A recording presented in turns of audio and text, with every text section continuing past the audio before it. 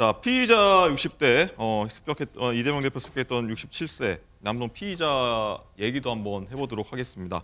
이건 변호사님, 먼저 어제 이 대표를 습격했던 이 피의자 김 씨에 대해서 구속영장이 청구가 됐어요. 네, 그렇습니다. 그 알고가. 더불어민주당 이재명 예. 대표를 습격했던 이 피의자 김모 씨가요. 어제 오후 구속영장 발부가 됐습니다.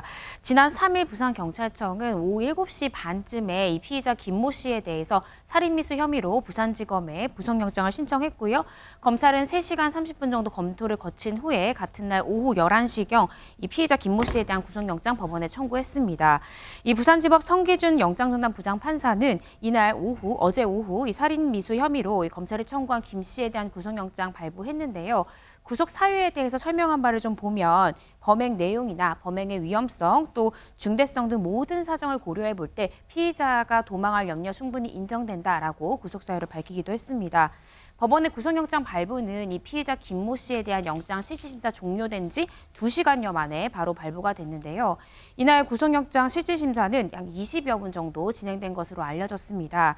당시에 영장 실질심사를 마치고 법원을 나서던 김 씨에게 취재진이 법원에서 어떤 서명을 했느냐라는 질문을 했고요. 이때 김 씨 당당하게 경찰에서 진술한 그대로 답했다라고 대답을 하면서 호송차에 오르는 모습을 보였습니다. 네, 그렇군요. 뭐 속전속결 그리고 당연한 결과다 이렇게 보여지는데, 일단 어제 피의자 영장심사 출석 모습, 그 모습 한번 저희가 보겠습니다.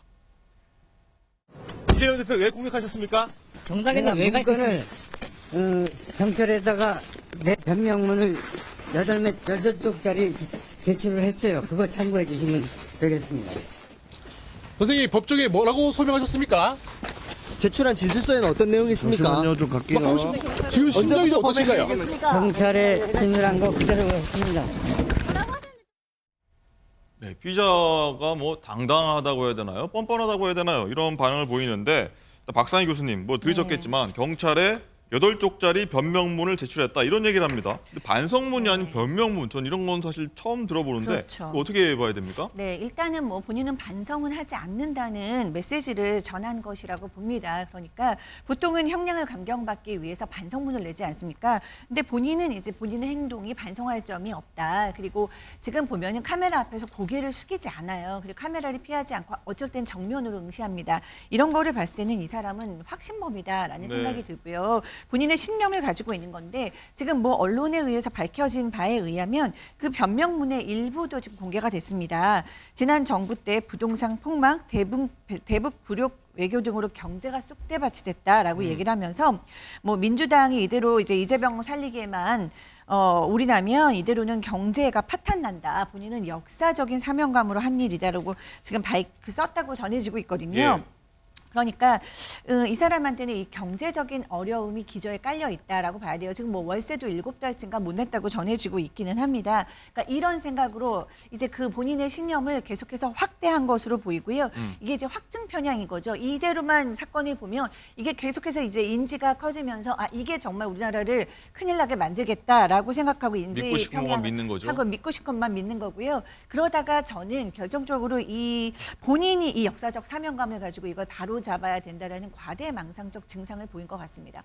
그래서 그런 망상적인 것으로 인해서 이재명 대표를 필습한 것이 아닌가 싶습니다. 네, 이건 변호사님 여기 하나 궁금한 점이요. 네. 아까 제가 말씀드렸지만 반성문 같은 거 있지만 변명문이라고 제출하는 것들이 있나요? 저는 검사 생활 할 때도 한 번도 본 적이 없고요. 변호사 생활을 할 때도 반성문 내지는 진술서 그렇죠. 그렇게 하지 변명문이라는 것은 나도 할 말이 있다. 변명이라는 뜻도 약간 그렇습니다. 예, 그렇습니다. 그러니까 나도 할 말이 있고 나도 충분히 근거가 있는 행위였다라는 거를 소명하기 위한 자료로 한 것 같은데 저도 이렇게 법조계 생활을 하면서 이런 식의 서면을 내는 피의자는 처음 봤습니다. 미리 또 써놨다는 거 아닙니까? 네, 그걸 본인이 소지하고 있었다라는 것 자체도 정말 미리 사전에 충분히 계획을 했구나라는 생각이 듭니다. 자, 이동석 행정관. 네. 이 피의자가 이런 말을 했습니다. 역사적 사명을 띄우고 이런 범죄를 저질렀다. 이런 얘기까지 했는데 이거는 어떻게 바라봐야 됩니까? 말도 안 되는 얘기죠. 어떻게 폭력을 정당할 수 있겠습니까? 더군다나 제1야당 대표를 예. 향해서 저렇게 흉기를 휘둘렀는데요. 철저한 수사가 계속돼야 되고요. 뭐 배후에 누가 있다면 그것도 밝혀야 되고요. 검증 과정을 통해서 국민들께 정말 낱낱이 밝혀야 된다고 저는 생각을 합니다. 네. 설주환 부위원장도 궁금합니다. 역사적 사명감이라고 하네요. 아니, 잘못된 인식에서 저는 뭐 발로 된 행동이다. 저는 그렇게 보여요. 그러니까 우리가 보통 저도 이제 뭐 이러한 경우가 어떤 경우가 있냐면 그 과거에 그 김구 선생을 저격한 안두희 씨를 사적으로 처단한 사람이 계세요. 해방 직후죠. 아니 직후가 아니라 이제 최근 90년대였을 거예요. 그 버스 기사를 아, 하시는 예, 분이 예. 이제 뭐 정의봉이라고 하는 어떤 몽둥이를 아, 들고 그랬죠. 와서 본인이 사적으로 단죄를 했었는데 그러한 경우에요. 어찌 보면 자기는 역사적으로 봤을 때 어떤 사명감을 가지고 한다. 그렇다 손치더라도 남의 어떤 사적 제재라든지 어떤 다른 사람의 생명을 뺏는다든지 이런 것들은 이러한 대한민국 사법 시스템 내에서는 처벌을 받아요. 그게 옳은 행동이 아닙니다. 그렇기 때문에 이러한 역사적 사명감이라는 분은 본인의 망상에 불과하고 어떠한 것도 폭력이나 어떤 누군가에 대한 어떤 그 물리적 행동, 그다음에 어떤 살해를 하겠다는 거에 대해서 하나도 일도 이게 정당성 부여가 될 수는 없는 예. 것입니다. 박상희 교수님 그리고 네. 이 피의자 김 씨가요 유치장에서 책을 읽었다고 하는데 100여 개 책 리스트를 이렇게 건네주고 뭐 결국에는 삼국지 2권인가요? 이걸 대여해서 읽었다고 합니다. 네. 굉장히 좀 태연하게 식사도 잘한다고 하는데 이 범죄자치고는 너무 태연하고 이 반성의 기미를 보인다고 해야 될까요? 아닌다고 해야 될까요? 모르겠는데 어떻게 봐야 됩니까 이건? 네, 뭐 전혀 반성의 기미를 보이지 않는다고 봐야 되는 것 같고요. 이 사람의 행동은 그 역사적 사명이라는 단어하고 참 어울리는 행동이라고 생각이 듭니다. 우리가 이 삼국지라는 것이 도대체 뭔가라고 생각해 보면 본인이 옳다라고 믿는 그 신념을 위해서 역사적 사명을 감당하는 영웅들의 이야기입니다. 그 영웅들의 이야기를 본인과 이제 동일시하고 있는 것이 아닌가라는 생각이 들어요.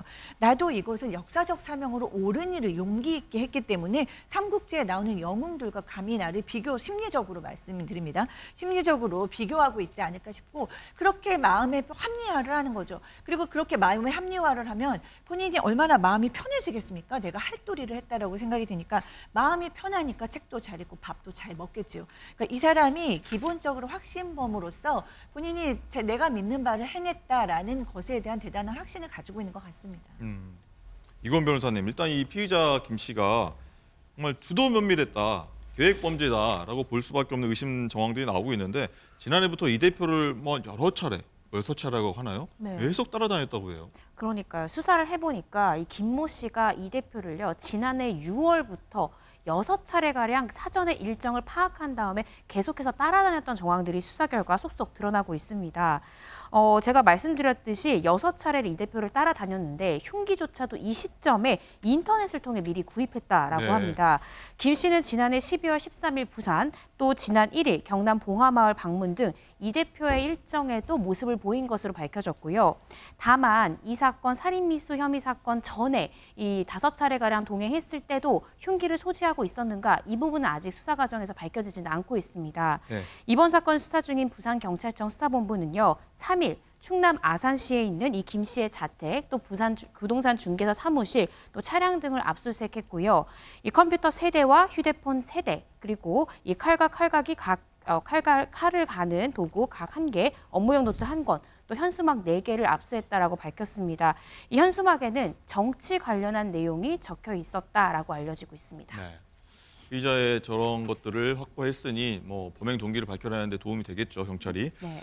자, 그리고 설주환 부위원장님, 범행 동기 관련해서 뭐 사실 이런 게 계속 나옵니다. 이 김 씨의 현재 그리고 과거 당적 이래가 어떻게 되느냐. 그래서 압수수색까지 양 당에 걸쳐서 했지 않습니까? 그래서 당적을 받았는데 이걸 공개할지 말지 고심을 하고 있는 것 같아요. 왜냐하면 총선이 다가오고 있어서 이런 것들이 좀 민감하다고 해서 계속 고심하고 있는 것 같아요. 아무래도 지지자들은 영향을 뭐 조금은 받을 수 있을 것 같아요. 근데 이 사건이 바로 벌어졌을 때 그러면 우리가 뉴스 중에 하나가 아니 도대체 어디 당적을 가지고 있냐. 근데 저는 그때도 마찬가지지만 뭐 당적을 어디를 가지고 있냐 중요하지 않습니다. 이미 범의 동기에 우리가 이 말한 것 중에 보도 일부 보도된 내용에 의하면 뭐 문재인 정부를 굉장히 뭐 문재인 정부에 대해 상당히 부정적인 생각을 가지고 네. 계시고 지금의 어떤 민주당을 입당을 했다고 하지만 이재명 대표를 그냥 뭐 어떤 편면적으로 바라보시고 계시는 거잖아요. 지금 민주당이 뭐 민주주의 살리기만을